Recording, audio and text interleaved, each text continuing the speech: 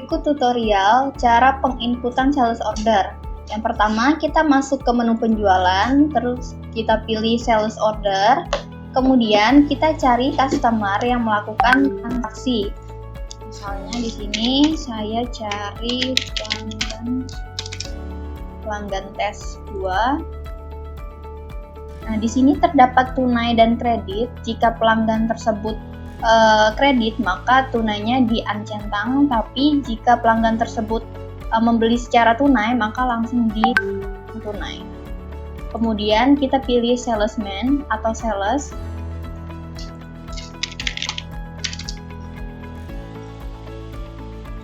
Selanjutnya kita input orderan dari customer tersebut. Misalnya di sini kita input untuk SKU Levonti sebanyak 2 karton. Kemudian jika total penjualannya sudah benar, maka kita langsung apply. Untuk penginputan sales order ini bisa dilakukan dengan 2 cara, bisa dilakukan secara manual ataupun bagi sales yang sudah menggunakan handheld IDS mobile-nya bisa langsung diinput orderan lewat handheld IDS-nya masing-masing. Khusus untuk sales pre-seller TKO.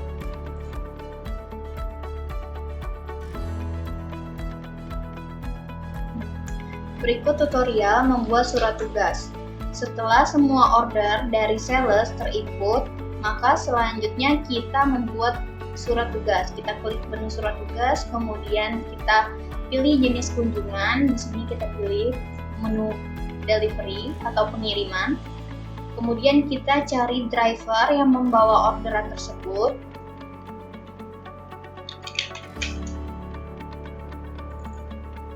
Selanjutnya kita pilih kendaraan yang membawa orderan tersebut.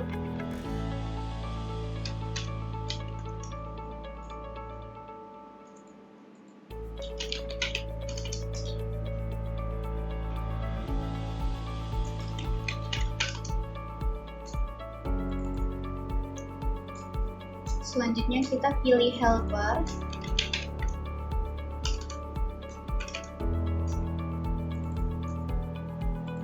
Nah, orderannya akan kita masuk pada kolom nomor sales order ini. Kita bisa copy langsung dari nomor dokumen yang ada di sales order.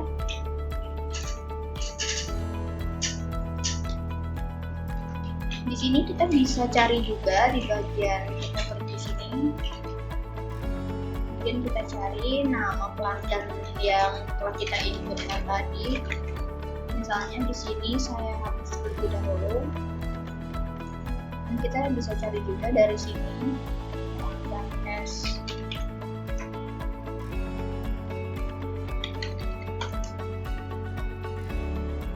Di sini kita bisa.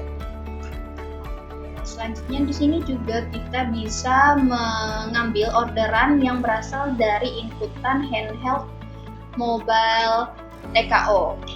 Nah, caranya di sini kita harus mencari nomor surat tugas dari sales yang menggunakan IDS mobile tersebut. Kita bisa pilih pada laporan.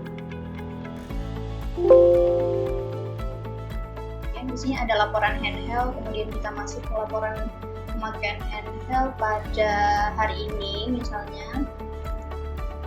Di sini kita coba menginputkan dengan ID code plan 313 misalnya.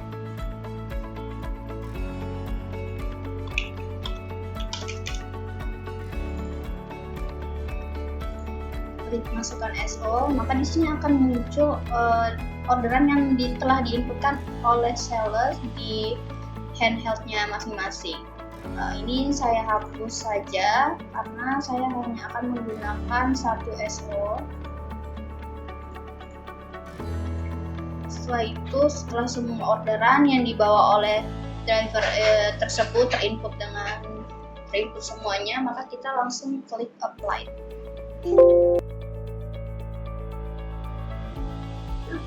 Nah, selanjutnya cara membuat permintaan barang dari menu surat tugas. Di sini permintaan barang bisa dibuat oleh admin kasir maupun admin gudang. Jika surat tugasnya ini untuk pengiriman taking order, hari selanjutnya, maka di sini kita bisa langsung klik permintaan barang. Misalnya kita klik permintaan barang ini, kita pilih dari gudang stok, misalnya kita pilih tipe stoknya jual, kemudian kita simpan PB. Nah, nomor permintaan barang ini akan kita berikan ke admin gudang untuk dibuat BKB.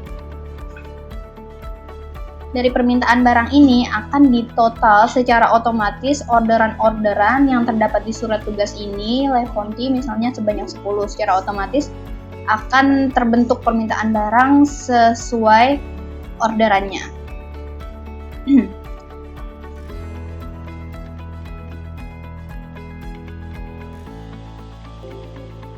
Setelah ter-apply, nanti nomor delivery ordernya akan otomatis muncul dan terbentuk di layar surat tugas ini. Dari nomor delivery ini kita bisa mencetak DO ini. Kita masuk ke menu delivery order, kemudian kita bisa copy paste ke layar delivery order. Di sini terdapat tombol klik print.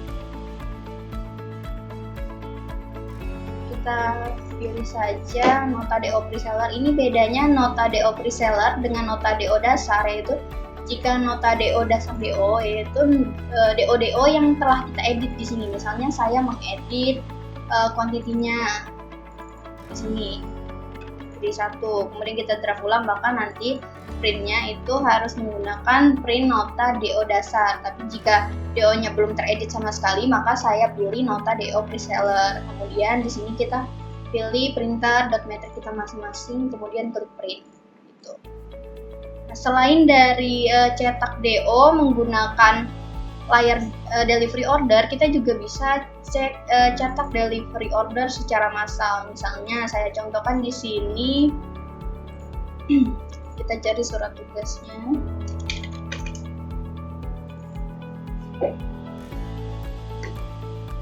Nah, misalnya kita ingin mencetak delivery DO dari nomor DO ini sampai dengan nomor ini. Kita bisa cek massal tanpa harus mencetak satu persatu di menu delivery order. Di sini kita pilih cetak DO, kemudian kita klik cetak. Maka nanti otomatis DO dari 326 sampai 3271 akan tercetak.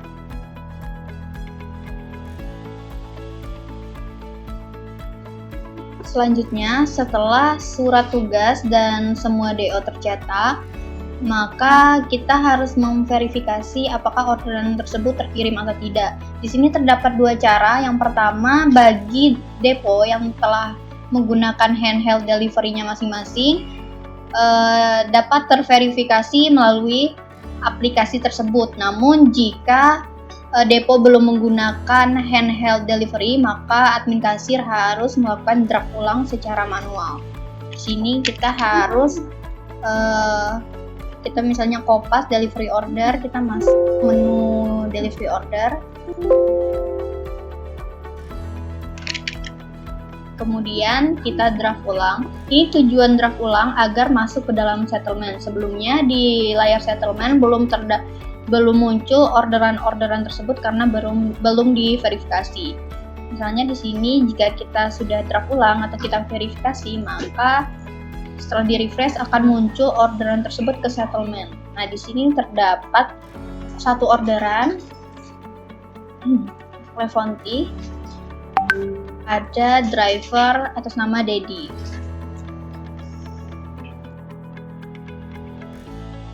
Berikut tutorial mendaftarkan toko yang belum ada di DMS. Di sini kita pilih menu pelanggan, kemudian klik dokumen perubahan pelanggan. Selanjutnya kita refresh nomor dokumen. Nah, di sini kita klik di tengah layar sampai ID customer muncul secara otomatis. Kemudian kita input nama toko yang akan kita daftarkan. So, misalnya toko Indah 2. Selanjutnya kita bisa mengisi informasi penjualan jika toko tersebut terdaftar sebagai toko kredit. Dimana jika toko ini kredit, maka kita klik boleh kredit, kemudian kita input tempo pembayarannya, misalnya 7, 15, atau 30 hari. Ini harus dikoordinasi dengan kepala deponya masing-masing ataupun ke HO. Kemudian kita input limit kredit dan juga maksimum open invoice. Ini bisa dikoordinasikan langsung kepada kepala depo. Di sini saya pilih tidak kredit, artinya ini merupakan pelanggan tunai. Kemudian di sini diinputkan alamat.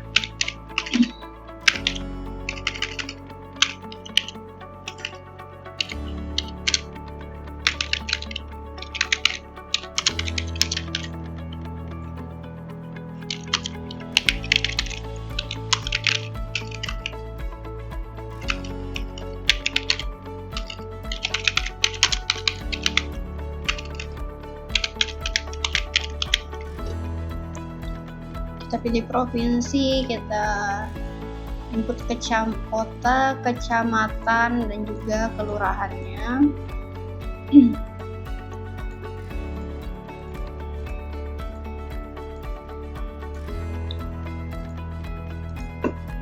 Selanjutnya kita input nomor telepon pelanggan tersebut.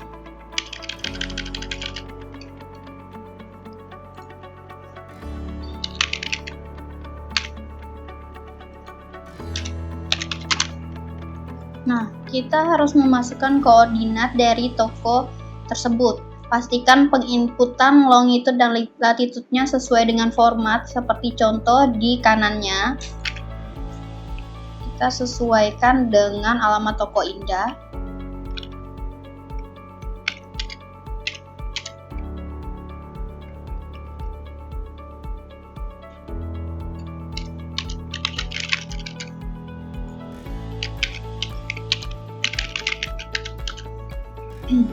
Kita mendapatkan longitude dan latitude ini ketika sales mengirim Sherlock kepada admin kasir. Selanjutnya kita input pada kategori pelanggan. Di sini kita pilih saja kategori pelanggan tersebut. Jika pelanggan tersebut retail, maka kita pilih retail non pasar. Di sini juga terdapat pasar basah, artinya toko yang berada di pasar-pasar yang mana tokonya berdekatan satu sama lain. Ini juga ada WS ataupun store outlet. Di sini kemudian kita input informasi rute dan pengiriman. Nah, ini toko akan kita masukkan ke rute mana bisa kita inputkan di layar ini. Kita pilih pada taking order rute salah satu sales. Nah, toko ini akan dikunjungi pada hari apa, kita bisa sesuaikan. Kemudian kita draft. Nah, di depo-depo nanti akan muncul persetujuan dari kepala depo jika kita membuat NOO. Maka kita harus menginformasikan terlebih dahulu kepada kepala depo untuk approve NOO tersebut, baru bisa di-apply.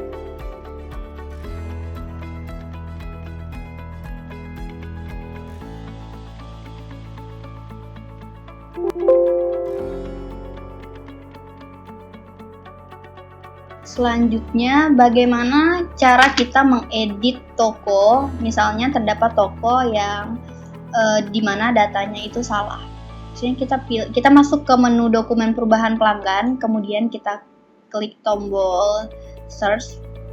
Kita cari pelanggan yang salah tadi, misalnya toko Indah yang telah kita input sebelumnya.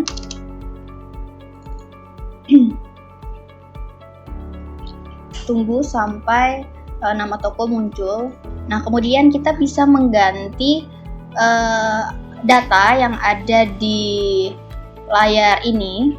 Misalnya kita menggantikan nomor telepon customer tersebut, dan juga kontak personnya. Nah, kemudian bisa kita langsung apply saja. Namun jika pelanggan tersebut misalnya di sini kredit, maka ketika kita mengubah data di layar ini kita perlu persetujuan dari HO. Nah, di sini kita sudah mengedit data nomor telepon, kemudian kita apply saja.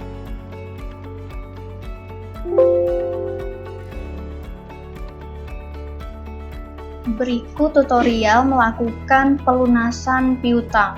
Yang pertama, kita masuk pada menu inventory. Di sini kita pilih pembayaran pelanggan, kemudian kita cari sales yang menagih piutang tersebut.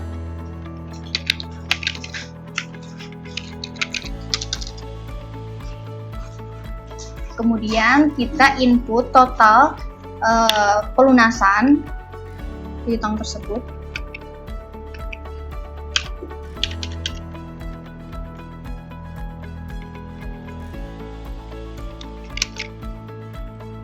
Selanjutnya kita cari invoice pelanggan yang akan kita lunasi.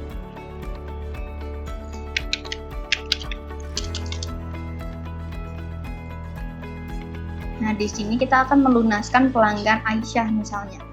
Kita klik detail, kemudian kita pilih jenis pembayaran pelanggan tersebut, apakah pembayarannya tunai atau transfer. Misalnya di sini kita pilih transfer, kemudian kita masukkan pembayarannya sejumlah dengan kontrol pembayaran tadi. Maka kita klik OK. Kemudian, nah di sini setelah semuanya terinput dengan benar, kita cek kembali nama salesnya, nama pelanggannya, dan jumlahnya serta jenis pembayarannya. Kemudian kita bisa draft terlebih dahulu. Pastikan semua admin membuat pembayaran pelanggan jangan di-apply terlebih dahulu sebelum kita menerima atau mendapat konfirmasi bahwa pembayaran tersebut sudah masuk transfernya ke rekening perusahaan kita. Jika belum, maka kita bisa draft terlebih dahulu, kemudian kita cek pada bagian settlement.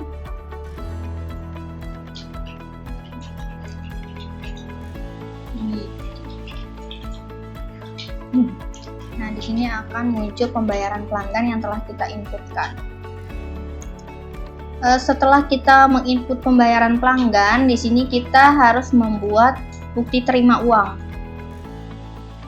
Kita masukkan nama salesman sesuai dengan pembayaran pelanggannya tadi. Kemudian kita masukkan kontrol pembayarannya sesuai dengan jumlah pelunasan piutang sebelumnya. Nah, di sini terdapat 3 akun. Ketika outlet itu membayar dengan cara transfer, maka akun yang digunakan adalah akun 100.02.03. Artinya di sini kas besar HO. Nah, namun jika pembayaran oleh outlet tersebut tunai, maka pilih kas besar dari depo tersebut. Karena tadi pembayaran pelanggan dilakukan secara transfer, maka di sini saya pilih akun kas besar HO atau nomor akun kita input secara manual 100.02.03. Di sini kita pilih sub akun umum. Kemudian kita pilih detail penerimaan kas ini, kita pilih akun pembayaran pelunasan piutang.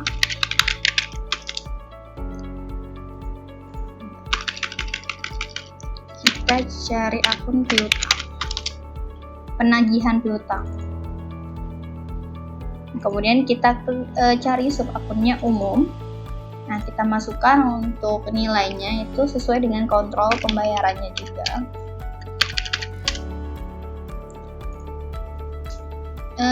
Kita juga harus menginputkan keterangan nomor invoice pada sesuai dengan pembayaran pelanggan ini. Kita bisa langsung copy paste saja dari sini. Atas nama Aisyah.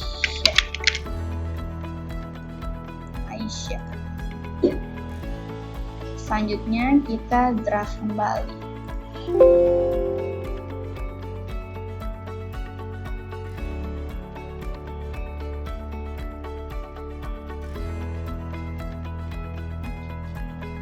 BTU-nya sudah masuk ke dalam settlement dan juga pembayarannya juga sudah masuk ke dalam settlement. Selanjutnya, bagaimana cara kita menginput BTU pada penjualan? Pertama kita cek terlebih dahulu settlement.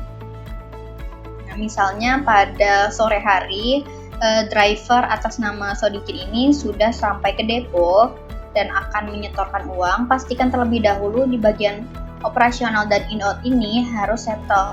Artinya di sini sudah berwarna hijau semua dan tidak terjadi selisih lagi.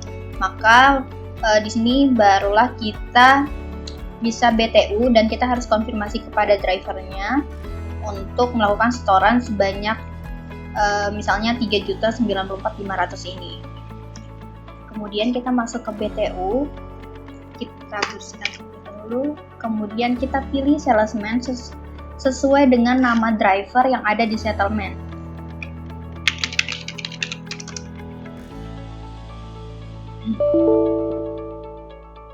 Masukkan kontrol pembayarannya, kita hapus minus, oke. Kemudian kita pilih akun. Nah, jika setoran 3 jutaan ini disetorkan secara tunai oleh drivernya, maka kita langsung pilih saja Kas Besar Jogja. Namun jika terdapat beberapa DO yang disetorkan melalui transfer, misalnya di sini seperti pelunasan sebelumnya pada BTU sebelumnya, kita pilih Kas Besar HO jika pembayaran secara transfer. Nah, namun di sini saya akan memberi contoh untuk setoran dalam bentuk tunai. Kemudian kita pilih sub akun umum. Nah, pada detail penerimaan kas, kita pilih akun. Di sini terdapat akun penjualan cash. Di sini ada penjualan cash ataupun penjualan transfer langsung. Nah, jika penjualan ini tadi cash semuanya, maka kita bisa langsung pilih nama akun penjualan cash. Namun, jika kita akan membuat BTU pada penjualan di mana setorannya dalam bentuk transfer, maka nanti kita pilih akun transfer langsung. Kita di sini pilih penjualan cash, kemudian sub akunnya selalu umum. Kemudian kita masukkan kontrol pembayarannya.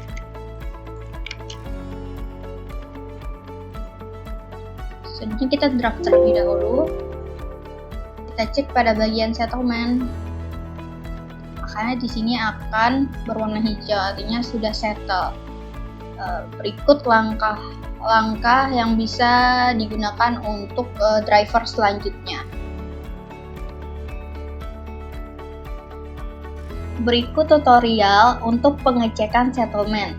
Perlu diingat pada layar settlement ini di tiap akhir hari harus settle, artinya di layar ini harus berwarna hijau. Namun jika belum berwarna hijau, artinya masih berwarna merah, di sini kita bisa melakukan pengecekan. Di sini kita masuk ke menu utility, kita pilih settlement, kemudian kita klik refresh. Nah, misalnya di sini kita melakukan pengecekan pada driver ND SKU 600. Di sini terdapat selisih 38. Kita klik pada yang berwarna merah, kemudian kita klik tanda panah ini. Nah, di sini kita bisa melihat dari admin gudang sudah mengeluarkan barang sebanyak 83 ditambah 43 berarti 126, kemudian dikurang 83 lagi, artinya ada terima barang lagi sebanyak 83. Jadi totalnya yang dikeluarin hanya 43 barang, sedangkan dari orderannya ini setelah dijumlahkan terdapat 81 orderan. Di sini kita bisa jumlahkan saja nanti. 40, 70, totalnya di sini 81. Maka artinya orderan itu 81 sedangkan dari gudang hanya mengeluarkan 43. Nah, ini artinya bisa jadi dari admin gudangnya belum mengeluarkan barang lagi sampai totalnya 81. Ataupun dari admin kasir, di sini juga bisa kita track dari DO-DO-nya apakah ada DO yang pending, artinya tidak terkirim hari ini. Artinya di sini kita bisa klik satu-satu. Kita lihat DO-nya, misalnya pada Argamat ini, apakah DO ini terkirim atau tidak. Ini bisa dicek kembali. Ataupun jika terkirim, di sini juga kita bisa ganti kuantitinya. Untuk layar DO ini, ketika masih draft itu kita masih bisa mengedit nama driver, kendaraan, helper, dan juga kita bisa menghapus SKU yang tidak terkirim, ataupun kita bisa mengedit kuantitinya serta bonus-bonus dan diskonnya ini. Namun ketika di sini sudah statusnya applied, maka DO tersebut sudah tidak bisa diedit kembali.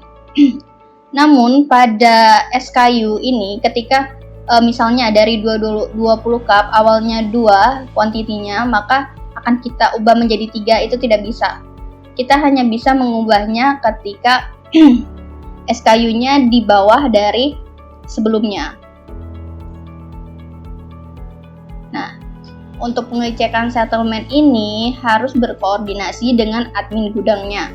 Apakah dari admin gudangnya yang belum membuat BKB, ataupun dari orderan dari admin kasir yang dibuat oleh admin kasir, itu bisa jadi terpending ataupun tidak digunakan. Jika tidak digunakan, nanti bisa di void saja dan ditulis keterangan di sini alasan barang tersebut tidak terkirim.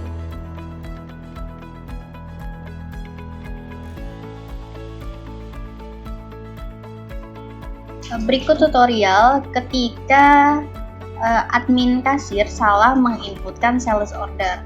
Di sini kita cek pada bagian pada menu settlement. Misalnya di sini kita pilih DO 40 ini. Nah, ternyata pada pelanggan tes 2 HO ini orderan Levonti-nya 3 ataupun akan menambah SKU lagi. Maka di sini kita bisa menggantikan nomor SO-nya. Yang pertama, kita lakukan koreksi status sales order ini karena SO ini tidak terpakai lagi. Kita close terlebih dahulu, kemudian kita masuk ke menu penjualan. Di sini terdapat menu koreksi status sales order. Selanjutnya kita kopas nomor SO ke sini, kemudian kita rubah menjadi statusnya reject. Kita note bahwa ada penambahan SKU. Kemudian kita apply. Setelah itu kita membuat ulang sales ordernya.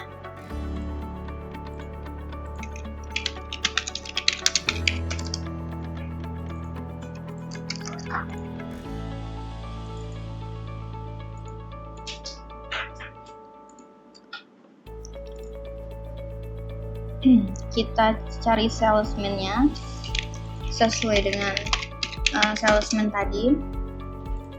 Nah, kemudian kita masukkan kembali SKU dan kuantitinya.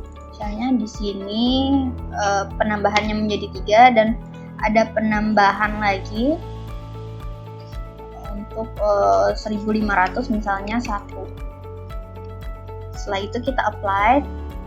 Nomor SO ini kita copy, terus kita tempelkan pada DO sebelumnya, DO yang salah tadi. Kita masuk ke delivery order, kita klik buat baru, kemudian kita cari DO yang salah tadi, DO sesuai yang di settlement ini. Kita cek kembali DO-nya. Jika kita lupa, nah di sini nomor DO-nya 040. Kita klik, kita bisa tempel langsung SO baru, kemudian kita klik tab, dan kita draft ulang. Maka kita cek kembali di settlement. Nah, di sini sudah bertambah orderan 1.501 dan Levonti-nya menjadi 3. Berikut tutorial ketika kita akan melakukan closing saat tampilan di settlement sudah berwarna hijau, artinya sudah settle. Yang pertama, Di sini kita harus apply semua dokumen. Ini sebelumnya sudah saya apply. Ini di-apply saja, DO draft, payment draft, dan juga BTU draft. Setelah sudah di-apply, ini kita cek kembali jumlah total cash-nya yang kita terima sebanyak 13.458.000. Setelah di-apply dokumen, selanjutnya kita lakukan saldo kas voucher. Di sini kita pilih akun kas besar HO.